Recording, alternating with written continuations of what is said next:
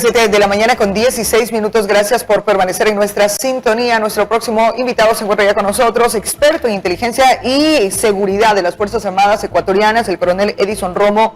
Y vamos a platicar sobre un tema delicado, un tema que nos preocupa a todos, y veamos desde su experticia, desde su conocimiento sobre las Fuerzas Armadas, qué tanto deberíamos preocuparnos. Es la contaminación que se ha dado en las Fuerzas Armadas, en las filas de las Fuerzas Armadas, por parte del narcotráfico. Coronel, buenos días, bienvenido.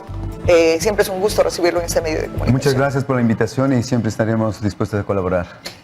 Nos tomamos con temas que vinculan a personal de las Fuerzas Armadas con el tema del narcotráfico dentro de instituciones en donde es lo último que esperamos, y entonces nos preguntamos qué tan contaminada está la Fuerza Armada por el tema de la corrupción y el narcotráfico.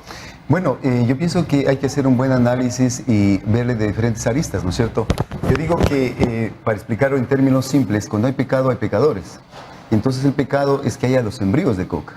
Si tenemos en Colombia un gran incremento en los últimos tiempos del sembrío de coca, especialmente en el departamento de Nariño, hay el pecado, y el pecado contamina a todos los niveles, pues el político, militar, policial, servidores públicos. Entonces, ese es un punto. El otro punto, mientras exista la demanda, mientras exista los sembríos del producto, siempre habrá esta relación.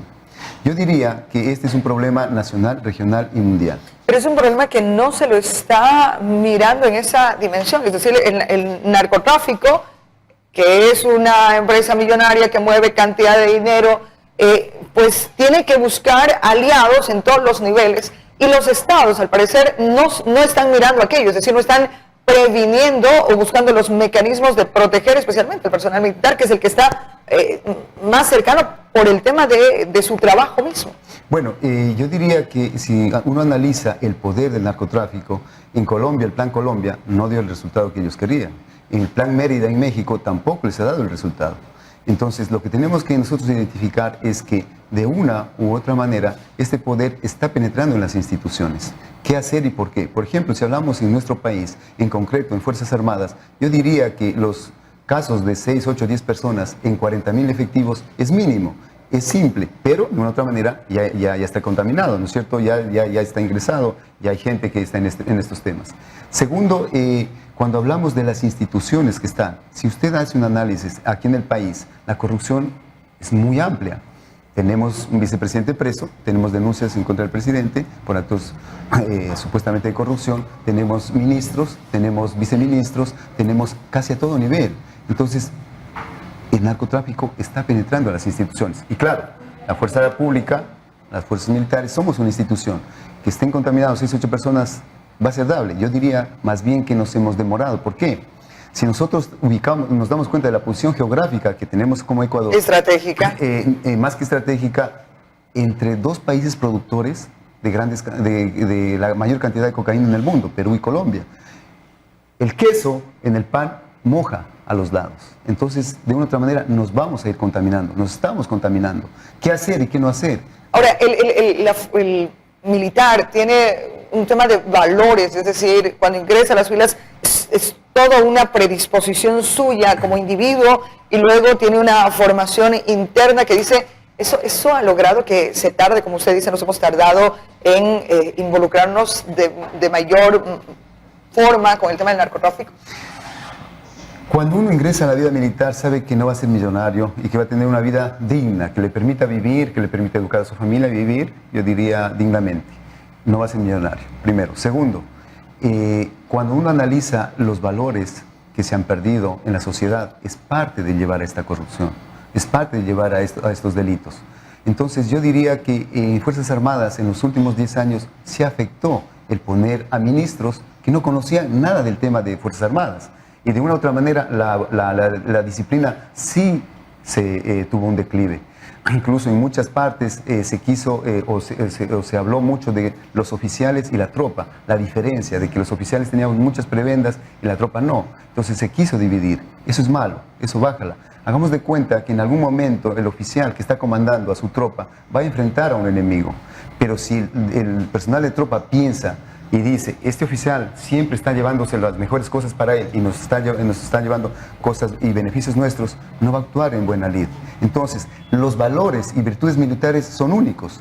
la honestidad, la lealtad, el trabajo, eso es bueno y eso se debe mantener y seguir cultivando para evitar que nos contaminemos más. Ahora, en algunos casos, y se ha dado, porque así se registra, algunos miembros de la Fuerza Armada y otro tipo de autoridades también, si bien es cierto, habrán casos en que lo hacen por decisión propia, pero en otros casos, y muchos casos se dan también por el tema de presión, el tema de si usted no se mete en nuestra onda, está en peligro usted, su familia, conocemos sus hijos, conocemos su entorno, que eso lo vuelve muy vulnerable a este tipo de delincuencia. Claro, entonces en esos casos yo podría recomendar 2 o 3 cosas que las veo desde mi punto de vista y experiencia. Entonces, primero, una buena selección del personal al momento de ingresar, es decir, verificar su situación, familiares y todo, que no es discriminación, pero si él está relacionado con carteles, con estas actividades ilícitas, pues no sería idóneo que ingrese a esta institución, porque ya lo están haciendo premeditadamente para después servir, ¿no es cierto? Esa es la una. Segundo, una buena capacitación. Cuando usted le mandan a cumplir un control para el cual no está preparado, puede ser susceptible de estos actos, ¿no? O sea, le reclutan, le engañan y usted puede caer. Y la tercera, yo diría que es bien difícil, pero se debería analizar, crear algún ente o alguna ley que a uno le permita, cuando tiene esta presión, cuando está siendo reclutado para que colabore, ya sea a la buena o a la mala, como usted manifiesta, uno puede hacer una denuncia para que esa persona sea protegida y tenga la defensa de él y de su familia, ¿no es cierto? Y eso es complicado, pero de todas maneras son cositas que se podrían mantener para evitar mayor contaminación. Ahora, a eso que usted se refiere puntualmente, al tema de selección, capacitación, ¿qué ha pasado? ¿Ha disminuido? ¿Siempre ha habido una falencia al respecto? ¿Hay que tomar acciones de ahora en adelante? ¿O es que durante este tiempo se fue perdiendo el interés en tener una buena selección y una buena capacitación? Yo diría que las Fuerzas Armadas hasta el año 95 tuvo una capacitación y formación y entrenamiento muy adecuado, con tiempos, momentos y también en tecnología. Por eso es que lógicamente en el conflicto del 95, que todos lo recordamos de una manera muy positiva, fuimos unas fuerzas muy profesionales, ¿no es cierto? De ahí acá, y en los últimos años, yo diría que no ha habido esa capacitación. Más aún, cuando a usted le mandan a cumplir misiones para las cuales no estamos preparados. Por ejemplo, ¿cuáles? El narcotráfico, ¿no es cierto? El control del narcotráfico no ha sido nuestra función, ha sido siempre función policial. Entonces, cuando a usted le envían a esto, y usted no tiene una capacitación, una formación, un entrenamiento, ni tecnología. Estamos improvisando. De una u otra manera, vamos a ser vulnerables. La tecnología tiene mucho que ver. ¿Qué pasa, por ejemplo, con la presencia o con la ayuda, el apoyo que pueda dar el gobierno norteamericano en esta lucha? Bueno, la tecnología siempre ayuda, ¿no es cierto? Al menos va a ser disuasivo. Hagamos de cuenta que cuando estaba la base de Manta operando aquí de los americanos en estos tiempos, si bien es cierto, había menos capturas que después de que salió, pero tampoco es menos cierto que es disuasivo, porque los carteles no van a volar teniendo radares, teniendo aviones de reconocimiento que van a identificar frecuencias, vuelos, los van a identificar. Entonces siempre será bueno. Es disuasivo y no va a haber mucha actividad ilícita en estos tiempos. Selección, capacitación, tecnología, apoyo, agenda común. Tenemos bastante tarea que hacer. Sí.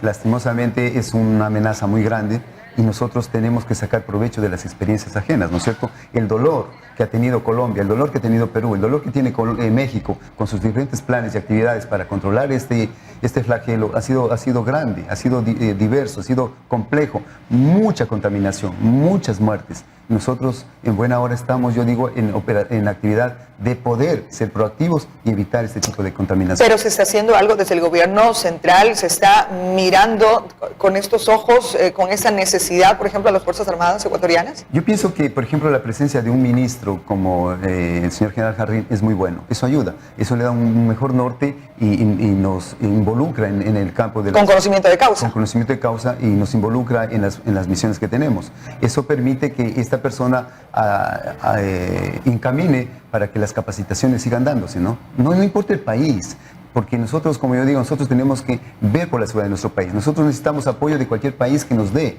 cualquier país que tenga experiencia en esto. Estados Unidos es un país con una gran capacidad tecnológica, Colombia con gran experiencia, Perú igual. Entonces debemos valernos de ellos, debemos valernos de México. Entonces tenemos que hacerlo. Bien.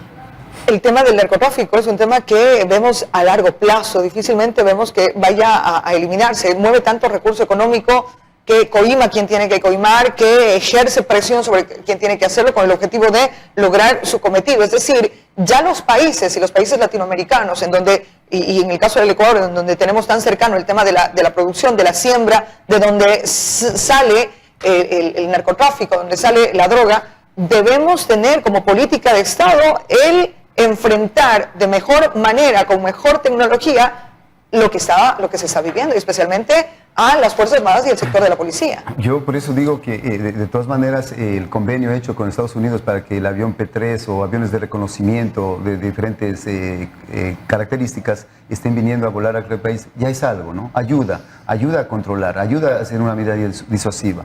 Eso debería ser complementado con mayor capacitación, mayor, ¿qué diría yo?, acuerdos complementarios con otros países que tienen estos flagelos. Por ejemplo, de México deberíamos sacar mucha experiencia. México es uno de los países más contaminados, tanto en la fuerza pública, política y social, ¿no es cierto? Entonces deberíamos sacar eso. Yo creo que a eso deberíamos de sumarle como una política de Estado que si el narcotráfico está en el país, de ley se van a contaminar todas las instituciones. Y peor más, Fuerzas Armadas o incluso Policía Nacional, que es los entes de control. Entonces ellos reclutarán a los que tienen el control, para que de una u otra manera permitan que se hagan estas actividades, ¿no? Entonces eso es un acto de corrupción. Por eso digo yo, la corrupción y el narcotráfico van de la mano. Son actos que son sancionados, pero están de la mano. Y la corrupción en el país es fuerte, ¿no? Coronel, queremos agradecer esta mañana por habernos acompañado. Siempre es interesante conocer su punto de vista. Muchas gracias por la invitación y pues siempre estaremos aquí con los puntos de vista sobre el tema de la seguridad del país. El coronel Edison Romo, experto en inteligencia y seguridad de las Fuerzas Armadas. El tema del narcotráfico, el tema de la droga es una realidad en nuestro país. No queremos llegar a situaciones como la que está viviendo México, en esa incertidumbre, tan inmiscuido desde lo político, desde la fuerza pública, en el tema del narcotráfico, en el tema de corrupción, y para eso no podemos dejar solamente a los militares o a la policía. Los ciudadanos en general debemos poner sobre el tapete, sobre la mesa, estos temas de discusión y de alguna manera lograr que las autoridades en cada uno de los niveles tomen acciones y cartas en el asunto. Se ha dicho selección, se ha dicho capacitación, se ha dicho tecnología, recibir el apoyo, línea clara, hoja de ruta para encaminar esta lucha que es de todos, para intentar ganarle al tema del narcotráfico, que está ganando mucho más espacio en territorios como el de nuestro país. 7 de la mañana con 29 minutos. Hacemos una pausa para comerciales. De vuelta tenemos más información. Recuerde usted, el 275-5555 es nuestra línea directa y está habilitada para sus llamadas.